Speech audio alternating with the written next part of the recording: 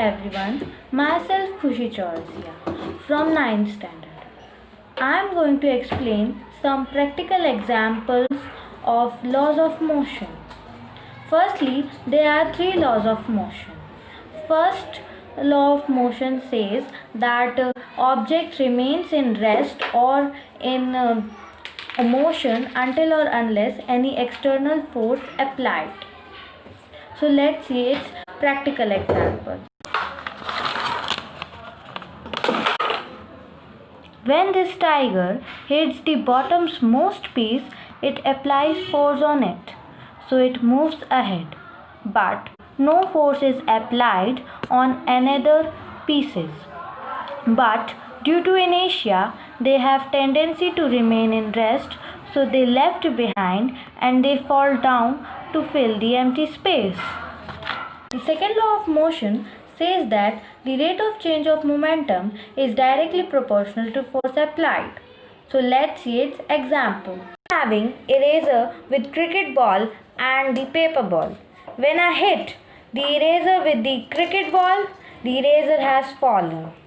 But now, when I perform the same activity with paper ball, the eraser is not falling. So why this is happening? Let me tell you. The cricket ball is having more mass than the paper ball. Hence, the cricket ball applies more force than the paper ball.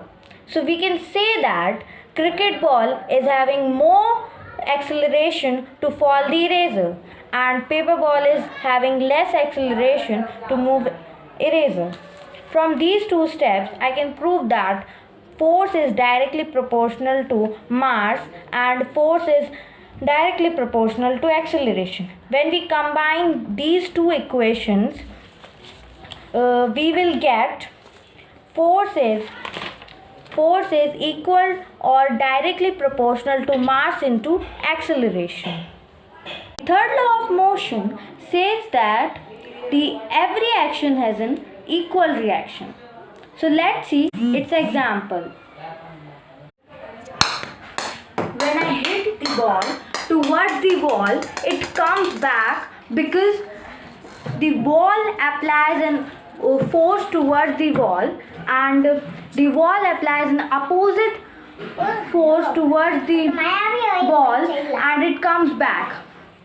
Hence, proved the third law. Thank you.